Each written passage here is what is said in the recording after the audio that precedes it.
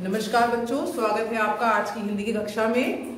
और बच्चों, जब हम लोगों ने शुरुआती क्लास लिए थे ऑनलाइन, तो सबसे पहला जो टॉपिक मैंने उठाया था वो था हिंदी साहित्य का इतिहास। ठीक है, जिसने पढ़ा होगा या सुना होगा उसमें वो जान रहा होगा बच्चा। हिंदी साहित्य के इतिहास में हम लोगों ने देखा था कितने भागों में विभाजित किया गया है। किसी को पता है?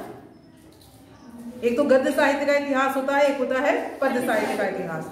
जो पद्य साहित्य का इतिहास है उसे कितने भागों में बांटा गया है, तो बता सकता है? जो भी कुछ याद हो बताओ। नहीं समझ में आ रहा? आदिकाल, अब याद आया? कौन कौन से? आदिकाल, भक्तिकाल, एक और रीतिकाल और चौथा है आधुनिक काल। ठीक है, 4 भागों में बांटा गया है, आदिकाल, भक्तिकाल, रीतिकाल और आधुनिक काल। सबसे पहले जो हम लोगों ने पाठ्यक्रम में सूरदास जी को पढ़ा अभी है, तुलसीदास जी को पढ़ चुके हैं, ये सब कवि थे हमारे भक्तिकाल के। आज जिन कवि के बारे में हम अध्ययन करने जा रहे हैं वो है रीतिकाल के प्रतिनिधि कवि। कौन है रीतिकाल के प्रतिनिधि कवि? कौन है रीतिकाल के प्रतिनिधि कवि? बिहारी लाल। शाबाश, बिहारी लाल जी। ठीक है, बिहारी लाल जी के दोहे जो हैं वो बहुत ही प्रसिद्ध हैं और आपके पाठ्यक्रम के दृष्टिकोण से बहुत ही, परीक्षा के दृष्टिकोण से बहुत इंपॉर्टेंट भी है, महत्वपूर्ण है। उसके लिए भी बिहारी लाल जी ने जो दोहे लिखे हैं आपकी पाठ्यपुस्तक में जो संग्रहित हैं दोहे, वो भक्ति शीर्षक के अंतर्गत हैं, भक्ति। ठीक है, वैसे तो बिहारी लाल जी श्रृंगार के कवि हैं, उनको श्रृंगारी कवि कहा जाता है। रीतिकाल ही श्रृंगार काल कहलाता है, रीतिकाल का ही एक नाम और श्रृंगार काल है। लेकिन बिहारी लाल जी ने भक्ति भी की है। कोई बता सकता है कि उनके आराध्य देव कौन है? हाथ खड़ा करिए केवल। हाँ बताइए। श्याम जी। श्याम जी, बिल्कुल सही। श्याम जी को और क्या कहते हैं? श्याम जी का और नाम? कृष्ण जी, बिल्कुल सही। कृष्ण भगवान, बिल्कुल सही बताया। सपना ना? निशा ने बिल्कुल ठीक बताया। श्री कृष्ण भगवान जी जो थे वो बिहारी जी के आराध्य कवि थे। बिहारी जी ने राधा और कृष्ण, बैठ जाइए निशा, राधा और कृष्ण इन दोनों की ही उपासना अपने ग्रंथ में की है। अगला प्रश्न है कि बिहारी जी का ग्रंथ कौन सा है प्रमुख? इससे पूर्व की कक्षा में आपको बिहारी लाल की जीवनी दी गई थी करने के लिए घर से। बिहारी लाल जी का प्रमुख ग्रंथ, एक ही ग्रंथ लिखा उन्होंने, नहीं बताया, बिहारी सतसई।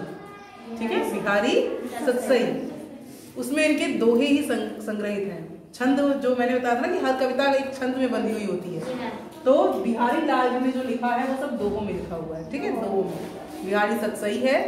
और इनकी बिहारी सतसई में जो दोहे हैं उनके बारे में कहा जाता है कि इन्होंने गागर में सागर भर दिया। गागर क्या होती है? मैम, इनकी वो प्रसिद्ध रचना है। नहीं, गागर में सागर भरना एक प्रमुख कहावत है, एक मुहावरा है, गागर में सागर भरना। गागर क्या होता है? गागर जानते हो क्या होता है गागर? हाँ बताइए। जैसे थोड़े शब्दों में अधिक बात। शाबाश निशा, आपने बिल्कुल सही बताया। ये तो इसका अर्थ हो गया। गागर माने क्या होता है? गागर माने मतलब घड़ा। घड़ा, शाबाश दुर्गा। गागर माने घड़ा, बैठ जाइए। यानी कि घड़े में क्या समुद्र को भरा जा सकता है? सागर को संभव है, लेकिन बिहारी जी के लिए संभव है। उन्होंने छोटे से शब्दों में, बहुत कम शब्दों में बहुत सारी बातों को बताया है, इसीलिए उनको गागर में सागर भरने वाले कवि के रूप में जाना जाता है। पहला आइए देखते हैं इनका दोहा। मेरी भव बाधा हरौ राधा नागरी सोई, जातन की झाई परय श्याम हरित दुति हुई। अब ये केवल एक दोहा है। अब बच्चों इसके अर्थ देखो, कितने तरह तरह से इसका अर्थ निकलता है कि मेरी भव बाधा, भव माने होता है ये संसार है, जो सांसारिक बाधाएं हैं, सांसारिक कष्ट हैं, वो मेरे आप हर लीजिए। कौन हर लीजिए? राधा नागरी सोई। नागरी माने जो चतुर हैं। कौन? राधा जी। जो चतुर राधा जी हैं वो मेरे सारे सांसारिक कष्टों को हर ले, ऐसी उनसे प्रार्थना की गई है। बिहारी सतसई के मंगलाचरण में, शुरुआत में कोई ग्रंथ लिखते हैं तो मंगलाचरण होता है। हम किसी भगवान की उपासना या पूजा करते हैं ताकि जो है वो खुश हो सके और हमारा पूरा ग्रंथ निर्विघ्न। गणेश जी को कहते हैं हाँ हाँ, बिल्कुल सही बात है, गणेश जी को भी कहते हैं। हर कवि ने अपने अपने आराध्य देव को अपना मंगलाचरण समर्पित किया है। तो मंगलाचरण इसीलिए होता है ताकि पूरा ग्रंथ निर्विघ्न समाप्त हो जाए, बिना किसी बाधा के। तो बिहारी लाल जी ने मंगलाचरण में राधा जी की उपासना की है। श्रृंगार की अधिष्ठात्री देवी है राधा, और श्रृंगार काल के कवि हैं प्रमुख बिहारी। तो राधा जी की उपासना करते हुए कहा है कि चतुर राधा जी हमारी सांसारिक बाधाओं को, मेरी सांसारिक बाधाओं को नष्ट कर दे। कैसी राधा जी? जो जा तन की छाई पड़े, ऐसी राधा जी जिनके तन की छाया पड़ने से श्याम हरित दुति होए। श्याम जी, कृष्ण भगवान जी हरित दुति होए माने बहुत खुश हो जाते हैं, प्रसन्न हो जाते हैं। अगर राधा जी की छाया कृष्ण भगवान जी के ऊपर पड़ती है तो कृष्ण भगवान जी बहुत खुश हो जाते हैं। ऐसी राधा मेरे सांसारिक कष्टों को दूर करे। एक अर्थ तो ये हो गया। और देखिए क्या अर्थ निकलता है कि ऐसी चतुर राधा जी हमारी सांसारिक बाधाओं को दूर करें जिनके तन की झाई छाया पड़ने से क्या होता है? श्याम, जो सांवला सलोना शरीर है, कृष्ण भगवान जी का शरीर नीला बताया गया है, और राधा जी पीलिमा लिए हुए हैं, गोरी और पीलिमा लिए हुए हैं। उनके पीले शरीर की छाया श्याम जी के नीले शरीर पर जब पड़ती है तो हरित दुति होए। नीला और पीला मिलेगा तो कौन सा रंग बनेगा? आसमानी बनेगा। कला किसके से पास है? नीला और पीला अगर मिलाओगे तो कौन सा रंग बनेगा? हाँ बताइए निशा, फिर से। ऑरेंज। अरे नहीं, ऑरेंज तो भाई लाल और पीला मिलकर बनता है। नीला और हरा मिलाओगे तो क्या? नहीं, हरा, बिल्कुल सही। नीला और अगर पीला मिलाएंगे तो हरा रंग बनेगा। तो जिन राधा जी के पीले शरीर की छाया श्याम जी के नीले शरीर पर जब पड़ती है तो हरित दुति होए, हरे रंग की, हरे रंग का प्रकाश, दुति माने प्रकाश हो जाता है। ऐसी राधा हमारे सारे सांसारिक कष्टों को दूर करे या हर ले। ठीक है, दो अर्थ हो गए। एक और देखो क्या कह रहे हैं कि ऐसी राधा हमारे सारे सांसारिक कष्टों को दूर करे जिनके तन की छाया पड़ने से श्याम हरित, श्याम माने होता है काला, श्याम माने काला भी होता है, और हरित सांवला भी होता है, और हरित माने हर लेना, चुरा लेना, नष्ट कर देना। तो जिनकी छाया पड़ने से जो हमारे अंदर की कालिमा है, हमारे अंदर की जो बुराइयां हैं वो हर ली जाती हैं, खत्म हो जाती हैं, समाप्त हो जाती हैं। और दुति होए, दुति माने प्रकाश, उजाला हो जाता है। यानी कि ऐसी राधा जी जिनके शरीर की छाया पड़ने से हमारे अंदर की बुराइयां दूर हो जाती हैं, अज्ञान रूपी अंधकार दूर हो जाता है, और ज्ञान रूपी प्रकाश हमारे अंदर आ जाता है। दुति होए, प्रकाश आ जाता है, हम प्रकाशित हो जाते हैं, हमारे अंदर उजाले का उजाला आ जाता है, और हमारे अंदर की कालिमा जो है, बुराइयां, काला रंग बुराइयों का प्रतीक है, बुराइयां नष्ट हो जाती हैं। देखा, तीन अर्थ निकले। गागर में सागर है या नहीं? और एक और कहा, यहाँ पर कुछ लोगों ने आयुर्वेदा शास्त्री जो है, जो आयुर्वेद जिन्होंने लिखे में जो है, एक और अर्थ उन लोगों ने करा है इसका। क्या अर्थ किया है कि अगर झाई हो जाती है, चेहरे पर झाई हो जाती है तो काले काले धब्बे पड़ जाते हैं, तो उनको कैसे दूर किया जाता है? हरित, हल्दी लगाकर। एक नागर मोथा होता है, एक होता है सोया।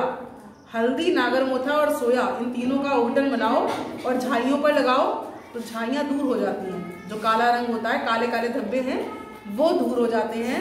ठीक उसी प्रकार ऐसे ही राधा जी के जब शरीर की छाया पड़ती है तो हमारे अंदर की जो जितनी काले काले धब्बे हैं हमारे जीवन के, या जो हमारी बुराइयां हैं, वो खत्म हो जाती हैं। तो ये भी एक अर्थ यहाँ पर निकलता है। समझ में आया? कौन कौन से अर्थ हो गए? पहले क्या हुआ? जिनकी छाया पड़ने से श्याम जी, कृष्ण जी कैसे हो जाते हैं? प्रसन्न हो जाते हैं, खुश हो जाते हैं। वो राधा हमारे सांसारिक कष्टों को दूर करें। फिर क्या आया कि जिनके शरीर की छाया पड़ने से श्याम हरित अंधकार दूर हो जाता है, ज्ञान रूपी अंधकार दूर हो जाता है, और ज्ञान का प्रकाश फैल जाता है।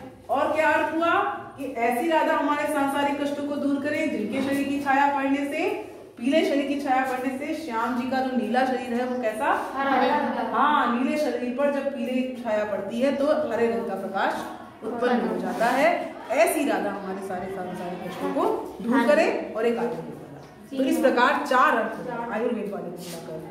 तो ये इनके गागर में सागर भरने का सबसे अच्छा प्रमाण है, ये वाला इनका दोहा बिहारी जी का।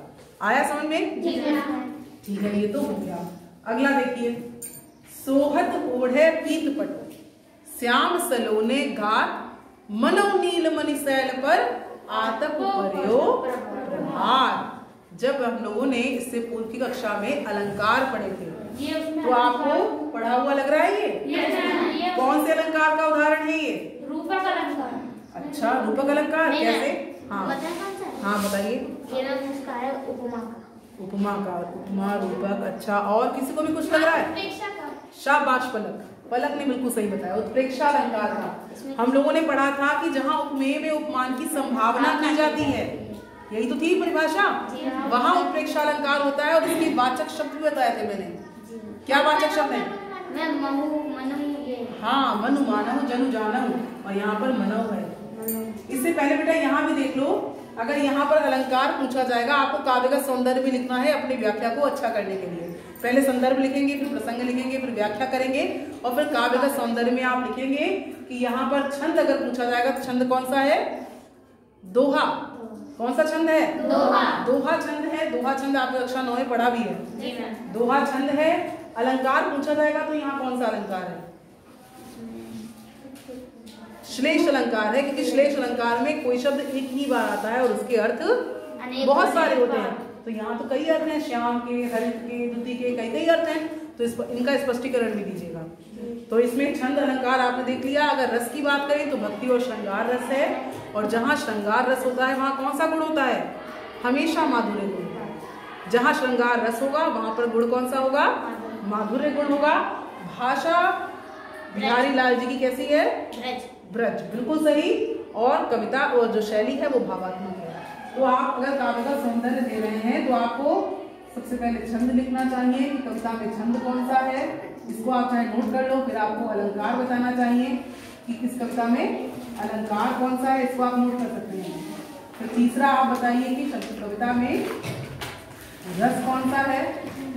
फिर आप गुण देखिए, भाई गन्ने के रस से गुण बनता है, उससे याद रखिए, हालांकि गुण नहीं है, गुण है, लेकिन फिर भी याद रखिएगा। रस के बाद में गुण लिखेंगे आप, और उसके बाद में आप क्या लिखेंगे? भाषा, और सबसे अंत में लिखेंगे आप शैली। इन 6 कसौटियों पर आप जो है अपनी कविता का काव्यगत सौंदर्य लिखेंगे। इसके अलावा अगर आपको और भी अच्छे से अगर ज्ञान है, आप ज्यादा पढ़ के गए हैं, आपको अपनी व्याख्या को और उत्तम बनाना है, तो आप एक भाव साम्य भी दे सकते हैं। ये क्या होता है भाव साम्य?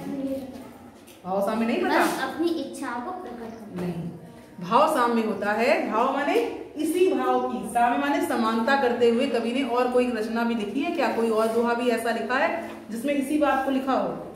तो हाँ, लिखा है। भाव साम्य का अभी सबसे अच्छा उदाहरण आपको ये देखने को मिलेगा। अभी जब हम इसका अर्थ पढ़ेंगे तो देखिए कि इसकी बात और इसकी बात लगभग इन दोनों में एक ही भाव है। जहां 2 कविताओं में एक जैसा भाव होता है तो वो भाव साम्य कहलाता है। आया समझ में अब? ठीक है, अब ये वाला देख रहे थे हम लोग, दूसरा वाला। तो हम लोग देख रहे थे कि मनव आया हुआ है। इसका मतलब यहाँ देखकर ही पहचान लेंगे आप कौन सा अलंकार है? उत्प्रेक्षा अलंकार है। क्या अर्थ है इसका? कि सोहत ओढ़े पीत पट। सोहत माने बड़े सुंदर लग रहे हैं, ओढ़े हुए। पीत पट, पीत माने पीला, और पट माने वस्त्र। पीला वस्त्र पहने हुए बड़े ही सुंदर लग रहे हैं। श्याम सलोने गात, गात माने शरीर। शरीर कैसा है? सांवला और सलोना, नीलिमा लिए हुए। कृष्ण जी का शरीर कैसा है? सांवला सा है, उसको नीलिमा बताता है, नीला भी कहा जाता है। तो श्याम जी, कन्हैया जी जो नीले शरीर वाले हैं, पीला वस्त्र पहने हुए बहुत ही सुशोभित हो रहे हैं। मनो मानो नीलमणि शैल पर, नीलमणियों का पर्वत है। नीलमणि का पर्वत किस रंग का होगा? नीले रंग का होगा। और आतप पर्यो प्रभात, और उसके ऊपर प्रभात की, प्रातःकालीन सूर्य की किरणें पड़ रही हो। सूरज की किरणें किस रंग की होती हैं? पीले रंग की। तो जैसे ही नीले रंग पर जैसा लग रहा है कि नीलमणियों का पर्वत है और उसपे पीले रंग की सूरज की किरणें अगर पड़े तो कितना सुंदर वहां पर नजारा होगा, वो दृश्य कितना सुंदर होगा, हरा हरा सा रंग वहां पर प्रस्फुटित होगा। ठीक वैसा ही लग रहा है यहाँ पर कन्हैया जी के नीले शरीर पर। जब वो पीला वस्त्र पहने हुए हैं तो ऐसा लग रहा है कि उनका शरीर नीलमणियों का पर्वत हो और उस पर पीले रंग की सूरज की रोशनी या किरणें पड़ रही है। समझ में आया? नहीं समझ में आया? सोहर माने सुशोभित हो रहे हैं, ओढ़े माने ओढ़े हुए, पीतुपट माने पीला, पट माने वस्त्र, पीला वस्त्र ओढ़े हुए बहुत सुंदर लग रहे हैं। कौन? श्याम जी। क्यों? क्योंकि उनका सलोने गार सांवला सलोना उनका शरीर है और उस पर वो पीला वस्त्र ओढ़े हुए हैं तो बहुत ज्यादा ही सुंदर लग रहे हैं। और ऐसा लग रहा है कि मानो नीलमणि पर्वत हो और उस पर प्रभात की किरणें, हाँ प्रातःकालीन सूर्य की किरणें पड़ रही हो पीले रंग की, तो वो बड़ा ही सुंदर जैसे लगता है वो पर्वत, वैसे ही कन्हैया जी बहुत सुंदर लग रहा है। देखो यहाँ भाव सामने है, यहाँ पर भी तो रंग की बात कही गई थी ना, तो यहाँ पर श्याम हरित, सामने शरीर पर राधा जी की पीले शरीर की छाया पड़ रही है तो हरा रंग लग रहा है। ऐसे यहाँ पर भी तो ये भाव साम्य का एक यहाँ ये भाव साम्य का एक दोहा हो सकता है। ठीक है, समझ में आया? यहाँ पर कौन सा अगर छंद देखे तो छंद यहाँ पर कौन सा है? अरे हाँ बिल्कुल सही, छंद बिहारी जी के हाँ पूरे पाठ में आपको दोहा छंद देखने को मिलेगा। अलंकार यहाँ पर कौन सा हो गया? प्रेक्षा अलंकार हो गया। रस कौन सा हो गया? श्रृंगार रस हो गया। बिहारी जी के दोहों में अधिकतर हमें श्रृंगार रस ही देखने को मिलेगा। ऊपर वाले में भक्ति रस भी था और श्रृंगार रस भी था, यहाँ पर केवल और केवल श्रृंगार रस है। और श्रृंगार रस जहाँ होता है वहाँ गुण कौन सा होता है? माधुर्य, बिल्कुल सही। और उसके अलावा भाषा कौन सी रहेगी? पूरे उसमें ब्रज भाषा रहेगी, आपकी भावात्मक शैली रहेगी। ठीक है, समझ में आया? आगे बढ़े। अगला देखिए, अधर धरत हरि के परत, ओठ दीठ पट ज्योति, हरित बांस की बांसुरी, इंद्रधनुष रंग होती। देखो यहाँ भी रंगों का बड़ा सुंदर खेल।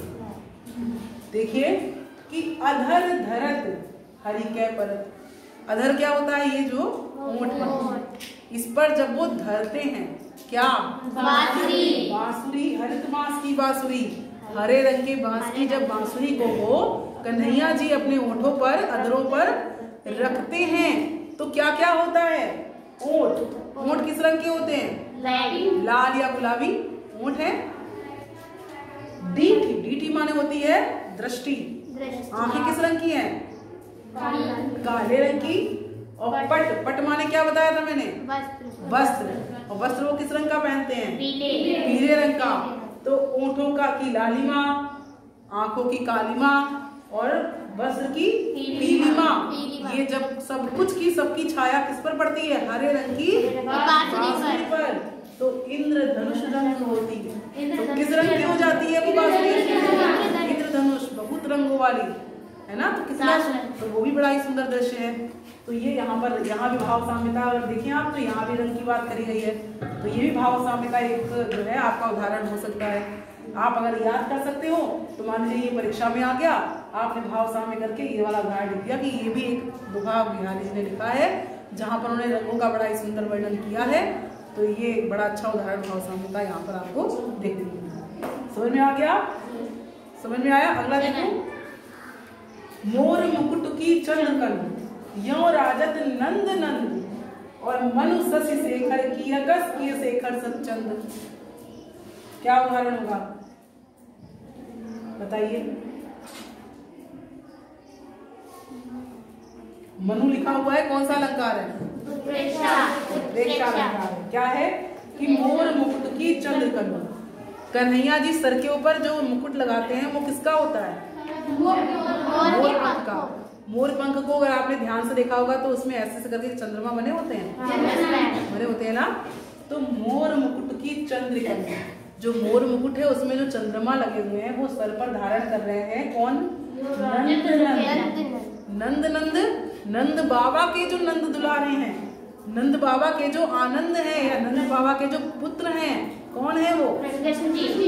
कन्हैया जी या कृष्ण जी, उनके सर के ऊपर यो राजत इतना सुशोभित हो रहा है, वो मोर मुकुट के चंद्रमा जो हैं बहुत सुशोभित हो रहे हैं। और मनु मानो शशि शेखर की अकस। शशि शेखर चंद्रमा सर पर कौन से देवता धारण करते हैं? शशि माने चंद्रमा और शेखर माने सर। हाँ बिल्कुल सही, शिव जी। तो शिव जी का एक पर्यायवाची है शशि शेखर। हाँ चंद्रशेखर, चंद्रशेखर भी तो उनका ही पर्यायवाची है कि जिनके शिखर पर, जिनके सर पर चंद्रमा है।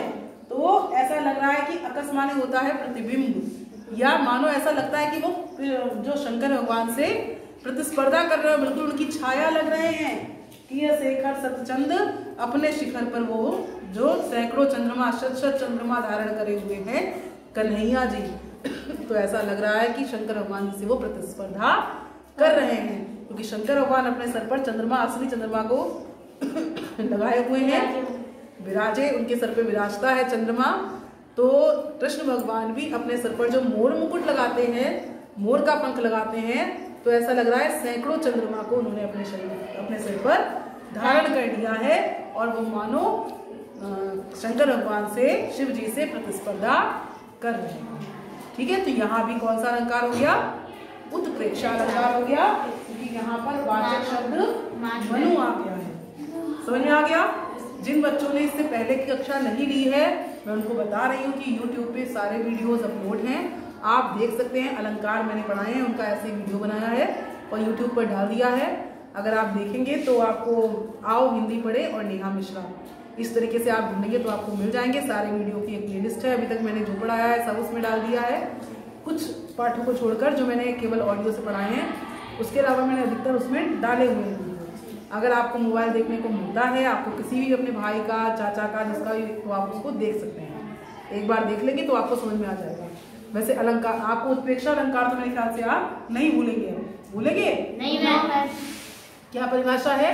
जहाँ उपमेय में उपमान की समानता, संभावना की जाती है, मानो संभावना की जाती है, वो उत्प्रेक्षा अलंकार है। और उसके बाद शब्द मनु मानहु जनु जानहु होते हैं। और ये इनके आज हम लोगों ने 4 दोहे पढ़े हैं बिहारी जी के। इसमें भी अगर देखेंगे तो दोहा छंद होगा, और अलंकार की बात करेंगे तो उत्प्रेक्षा अलंकार आ गया है। रस की बात करेंगे तो रस कौन सा आएगा? श्रृंगार रस आ गया। और गुण कौन सा आएगा? माधुर्य नहीं, माधुर्य गुण। जहाँ श्रृंगार रस है वहाँ कौन सा गुण होगा? माधुर्य गुण होगा। भाषा कौन सी हो जाएगी? ब्रज। और शैली कौन सी हो गई? भावात्मक। कविताओं की शैली प्रमुख रूप से भावात्मक ही होती है।